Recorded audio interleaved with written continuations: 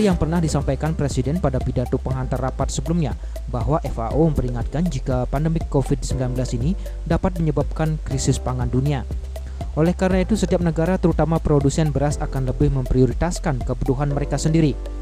Selain itu, kebijakan lockdown yang diambil di beberapa negara juga dapat menghambat rantai pasok bahan pangan, termasuk ke Indonesia. Presiden kembali menekankan jajarannya untuk memastikan ketersediaan bahan pokok, terutama beras, mulai dari di tingkat produksi serta cadangan beras secara nasional.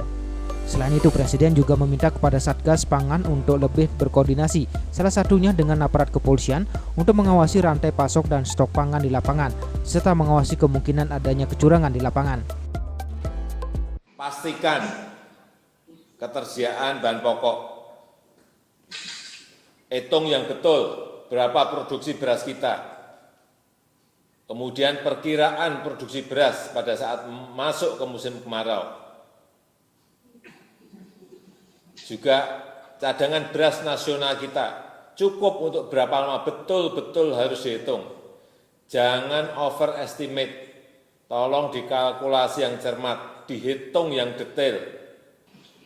Pastikan dalam supply chain petani mendapatkan perlindungan yang baik, hindari praktek-praktek yang tidak sehat, dengan menerapkan prinsip tata kelola yang baik. Kemudian saya juga minta Satgas Pangan berkoordinasi dengan kepolisian untuk mengawasi rantai pasok dan stok. Selain itu, Presiden juga mengajak jajarannya di tengah situasi pandemi COVID-19 serta jelang Lebaran untuk tetap menjaga dan memantau harga kebutuhan pokok agar tetap terjangkau bagi masyarakat. Sebab dari laporan yang diterima Presiden, terdapat beberapa kebutuhan pokok belum mengalami penurunan harga dan bahkan ada yang mengalami kenaikan. Ini yang masih naik beras, mulai naik sedikit. Harga gula tidak bergerak sama sekali, justru naik menjadi 19.000. Bawang putih, bawang bombay juga belum turun. Saya nggak tahu, ini dari Kementerian Perdagangan apakah sudah melihat lapangannya bahwa ini belum bergerak.